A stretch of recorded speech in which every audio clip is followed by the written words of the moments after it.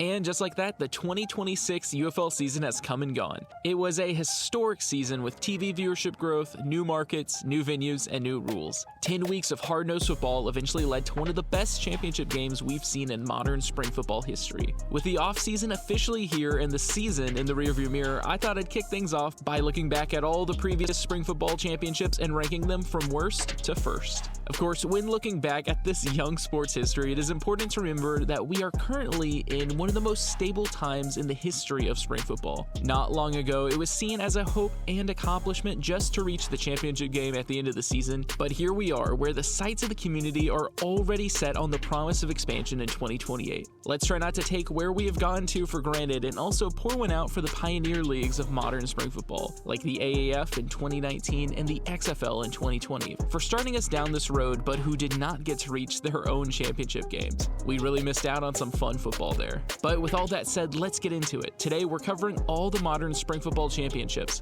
I have a video in the works breaking down the history of spring football, but the term is used to refer to spring football played from 2019 to the modern day. So we won't be covering the original USFL from the 1980s, nor the original UFL in the late 2000s. And all these games must be the official league championship. Since the AAF and the 2020 version of the XFL didn't finish their seasons, I unfortunately cannot include them. And even though the champions of the XFL and USFL conferences in 2024 and 2025 got the old league trophies, those games won't count either. They must be the big championship game at the end of the season. Of all 6 modern spring football championships, the worst one by far was unfortunately also one of the most anticipated. That's right, at number 6, I have the 2024 UFL Championship game, where the Birmingham Stallions completely shut out the San Antonio Brahmas 25-0. This game was one of the most monumentous games I can remember looking forward to in spring football. Leading up to the merger, the idea of the XFL and USFL having their own Super Bowl sounded somewhat like a pipe dream, and yet here it was. I even got my family to watch it with me and was hoping we'd see some amazing football, and,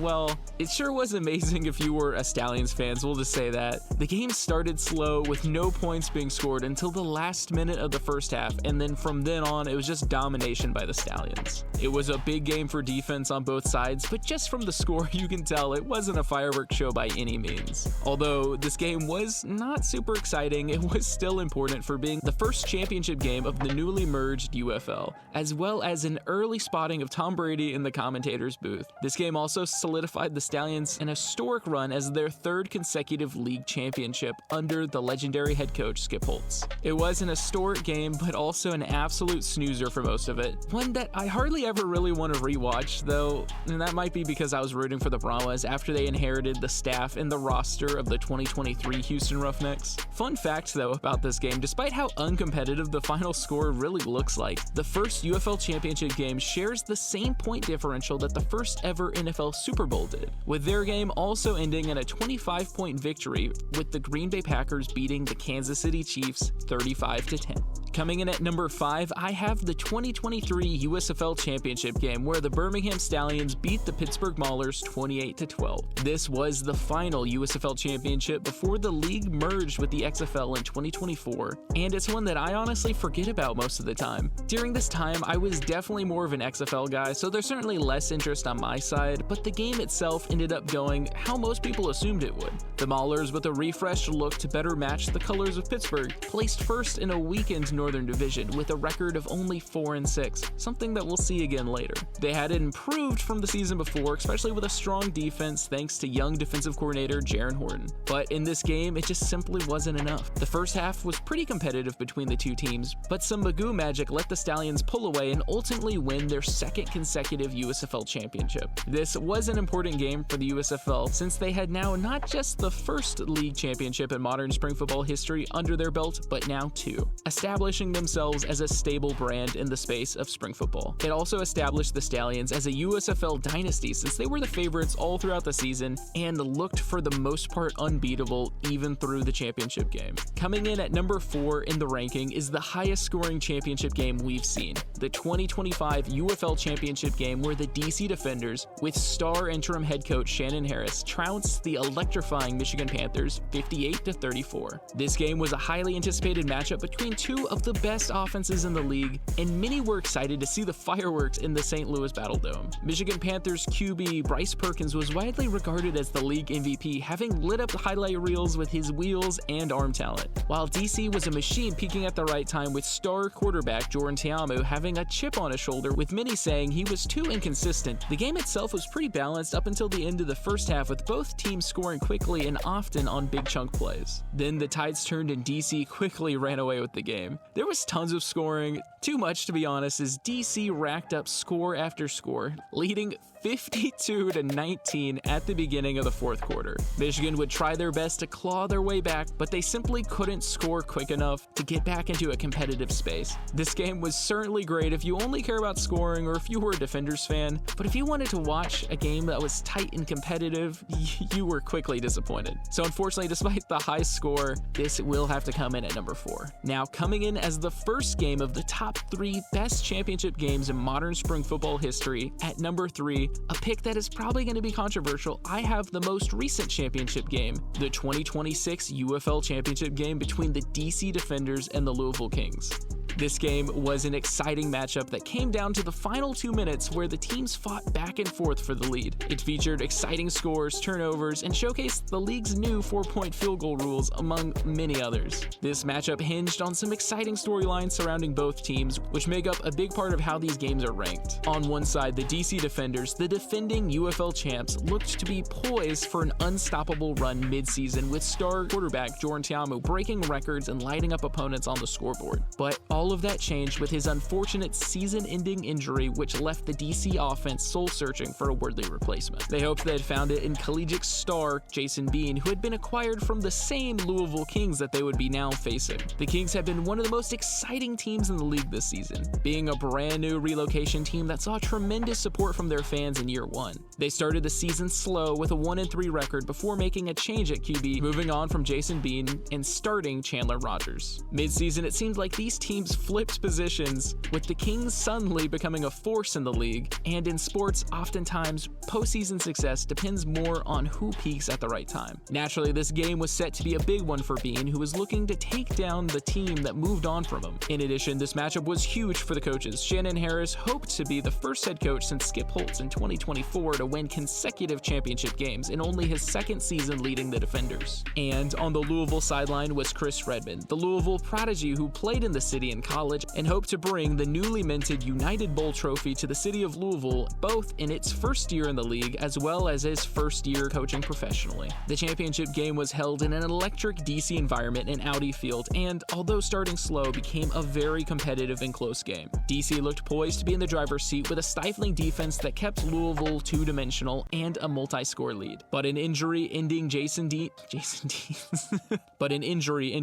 Bean's day and huge gashes from the Louisville run game and cannon-legged kicker gave the Kings a lead that the Defenders just simply couldn't overcome. The Kings would end up winning 27-20 in one of the closest scoring matchups we've seen, establishing themselves as a team the league will hope to emulate in the future and shutting off DC from a potential dynasty-building win. Although 3 championship appearances in 4 years is certainly something to keep an eye on, they just probably need more wins to be crowned properly. This game was huge for the UFL as it was their first in the refreshed era under Mike Rapoli. It was also the first official United Bowl and proved to be one of the most exciting matchups we've seen in the UFL Championship series so far. When it comes to competition in leagues like what you see in spring football, you ideally want it to feel like any team could win it in any given year. Dynasties and powerhouses are certainly fun to watch and follow, but if it feels like one team wins every single year, that can pull excitement and attention away from the league. And with this win by the Kings, the UFL has established a different winner in each season of their first 3 seasons. First, the Stallions won the championship in 2024, then the Defenders in 2025, and now the Kings in 2026. Coming in at the runner-up position in my ranking is the 2023 XFL Championship game between the DC Defenders and Dallas Renegades, played in the Alamo Dome in San Antonio. This game was one of my most anticipated since I was a die-hard XFL fan from 2020, and I really wanted to watch the league get to their championship game after the unfortunate shelving of the 2020 season due to the pandemic. This would be the XFL's first and only championship championship game before merging with the USFL in the following season.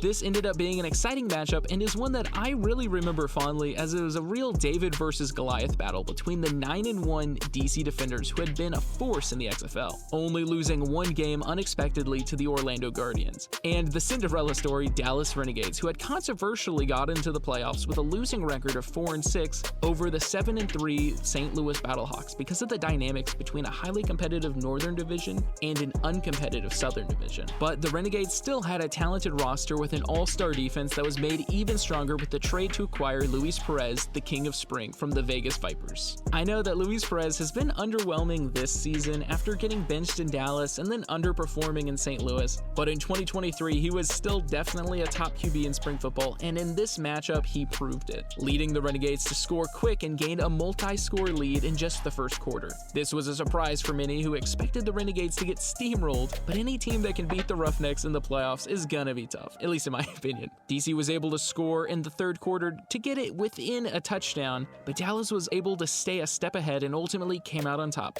beating the favored DC Defenders 35-26. This was an incredibly fun game I will always remember watching on TV in New York, and it is definitely an all-time upset for the sport. And coming in at the top spot, ranking as my #1 best championship game in the modern spring football era, hands down it has to be the 2022 USFL Championship game between the Birmingham Stallions and underdog Philadelphia Stars. This game was momentous that season. I think I already used that, but it was a huge game since it would have been the first modern spring football championship game played, and after the closure of the promising XFL 2 years before, we were really hungry for a high-quality match, and man, this game would prove to be an all-timer in spring football and really delivered for all the potential championships we missed in the years before. This was a game that was set in the Tom Benson Hall of Fame Stadium in Canton, Ohio, a complex connected to the Pro Football Hall of Fame and a gorgeous neutral site location for the league's final game of the season. Playing the championship game in the Hall of Fame Stadium was an incredible idea in my opinion, and I know I've talked about this before, but it's one that the USFL rightly repeated the next season, making Canton a championship destination to some in the USFL, like how Omaha is to college baseball. It was so cool, and it would be a dream come true if the UFL potentially returned to it in the future. Despite being a neutral site game, in a season where all the games were played in Birmingham, Alabama, the stands were packed and loud throughout this game, with a line running down the street seen before the game started.